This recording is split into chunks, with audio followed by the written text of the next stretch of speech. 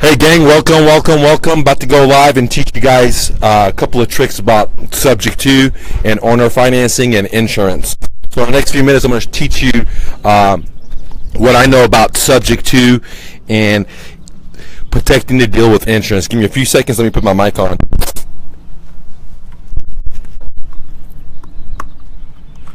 All right, guys, give me a few more seconds. All right. Hey, this is Mike with My Real Estate Dojo, and today I'm out here with my friend Lucky, and I got a question. I believe the question was, Mike, if I have a subject to deal, how can I protect my deal with insurance? In other words, how can I get insurance for the property? Okay, so let's go ahead and listen to his. Here, it's right here. Are we live? Yeah. Let's go. Hey Mike, how you doing? Just making this video. I saw your post about if you have any questions, make a video and you can answer that question. My question is, how can we insure a property that we have bought through subject to? Like if I have a subject to home, how can I put my own insurance on it? You know, just to protect myself in case of a fire or anything like that. How can I do that if I have a subject to home? All right, guys. So you heard the question. Before one second. Before I answer the question, if you guys have any questions, just do a video and send it to me. What? Can you guys let me know if you can hear me? If you can, just leave a message if you can't hear me. So let's pull the curtain back. What is a subject to? Subject to is a type of owner financing. In other words, it's called creative financing, where you're able to buy a property in America, it doesn't matter what state you're in, and have the ownership of it without getting into debt, without using your own money, without using your own credit. And basically, simply put, what you do is you just take over the existing loan and start making payments on the existing loan. All right, now who's going to sell you a subject to? Not sell you a subject to, guys. Subject tos are for motivated sellers. Now, what is a motivated seller? Someone that must sell their home, like someone that's going to a death, job loss, behind their payments, divorce, etc. So not every home seller in America is willing to just let you take over their payments. That's not what I'm saying. There's only a small pool of people called motivated sellers. These are the same sellers that are willing to give you a house for 60 cents on a dollar, or if you learn how to negotiate, which most people don't know how to negotiate subject tos, you're able to just take over their monthly payments or create some type of note and create owner financing. So let's talk about the question that was asked. If I have a subject to, how do I protect my property with insurance? Now, first of all, I want to make a disclosure. I'm not an attorney. I'm not an insurance guy. I'm just an investor, and I'm sharing to you the way I protect my properties. Now, in the past, I have had two losses on my subject to properties. One was, they were both renters. One, of course, was a renter that, didn't flush the restroom correctly, and it kept piling up, and they kept flushing and before you knew it, sewage water had came overflowing and basically spread the whole first level of the house. And these people were actually, they flushed and they left, and so the water started spilling and they didn't do anything about it. So I had, I think, I don't remember exactly off the top of my head, but a significant amount of damage, and I had insurance on the property, and insurance took care of it. The other loss I had was basically a hail that came through in one of my Grand Prairie houses, and insurance took care of that as well. Now, on a subject to, most people think you can't get insurance on it, but you're dead wrong. There's basically two ways to get insurance on a subject to. The first way I did it is called the very safe way, okay? It's very safe if you're very scared. Like when I first started doing real estate investing, I did the very first way because I was the very safe way. But just because it's safe doesn't mean that I'm going to save any money. The very first way, you're going to actually pay double insurance, so you're going to actually lose money. It might be a good idea to do it if you're very scared or if you're very new, but if you start getting 5, 10, 20 rental properties, you get to see that paying double insurance really cuts into your monthly cash flow, and that's why I came to the conclusion that I was not going to do the first way, and I decided to go with the second way, okay? So the very first way to do it is that, assuming that you talk to a motivated seller and he or she decides to just let you take over their payments, and they have a mortgage on the property, and they have an escrow. Okay, what is escrow? Escrow is basically a company, an account, not a company, an account, or it can be a company, it depends, that the lender takes out, X amount of money for your liabilities, like taxes, like insurance. Okay, so if the seller you're talking to, they have an underlying insurance in place, and then you buy their house subject to, the first way I did it was that I would leave that underlying insurance in place. So let's say that insurance was from old seller and the bank, right? And their monthly payments here was, let's say, $100, just to make it simple. So when I bought their house subject to, I would leave the escrow insurance in place. Okay.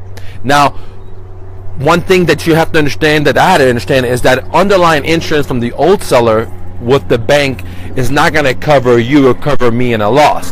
Why? Because they're only insuring the old home seller, and since the old home seller has conveyed the deed to you, now the old home seller doesn't have an interest in the property, therefore their insurance company is not going to pay any losses. Okay, the reason I keep the reason I did keep the underlying insurance in place, the old insurance in place, is because to decrease my due on sell clause, to decrease the ability from the lender knowing that I've actually transferred the deed from the old seller into my name. Because usually the lenders don't find out at the county clerk's office, they find out whenever you do a insurance policy change. So the first way to do it, the safest way to do it, but costs more money because you're paying double insurance, is when you buy a house subject to, and the property already has an underlying insurance in escrow. Okay, all I would do is just leave that insurance in place. Every month I would make the monthly payments on that year after year.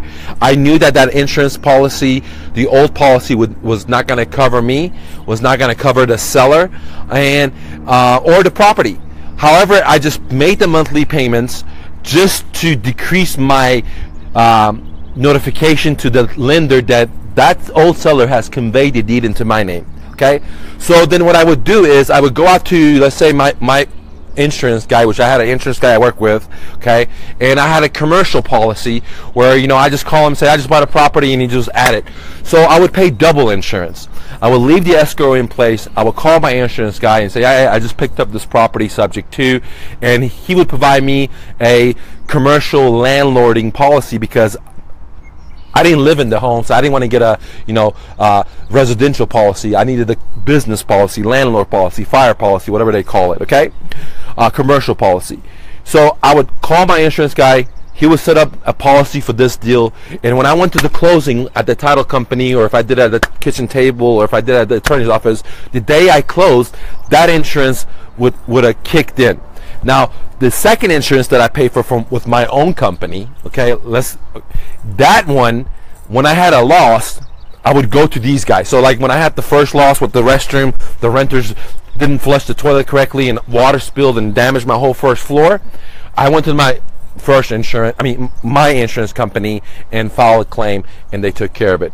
I did not go to the underlying insurance that was in escrow because that would not cover it at all, because that insurance policy was between the old seller and the lender. Okay, now the benefits of using this strategy right here, where you have double insurance, okay, is that you decrease your chances of a lender finding out that old seller has conveyed the deed to you. Okay, so that's one. The disadvantages is that you're paying double. You're paying double, man. You got to pay one policy for that old seller, and you got to pay your new policy. So let's say that policy was $100, and this is $100 a month. Now you got to pay $200.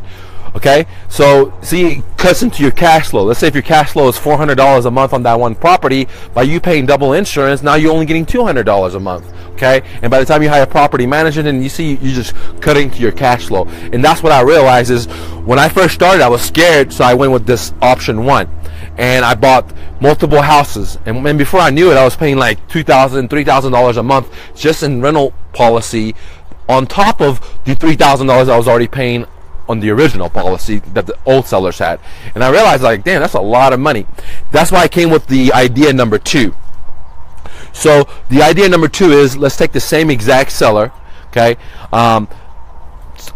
Motivated seller, he calls me, he gives me his deed, he still has escrow in place, okay, at the, with the lender, with the bank.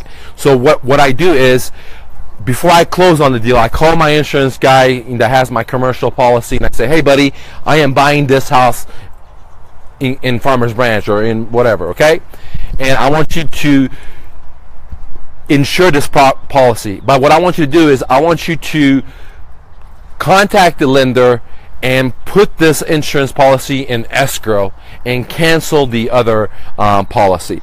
So in the second part, when I got more brave and I got more experience, and I was tired of paying double insurance, and I was tired of cutting into my profits, what I would do is, now I would contact my insurance company before I close on this deal, and I would fire the other insurance company that wouldn't cover me if I had a loss, because that old seller had conveyed the deed into me, and I would have my insurance go into the escrow and cancel the old policy.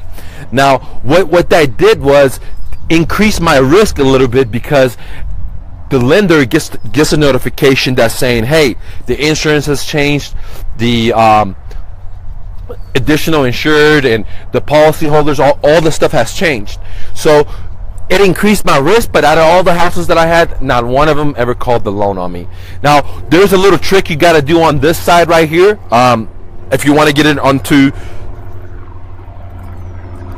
your policy, there's a couple of things you got to do to make sure that lender is satisfied. And if you want those tips, reach out to me. I'll be happy to help you do exactly what you need to do. Just a couple little things you got to do.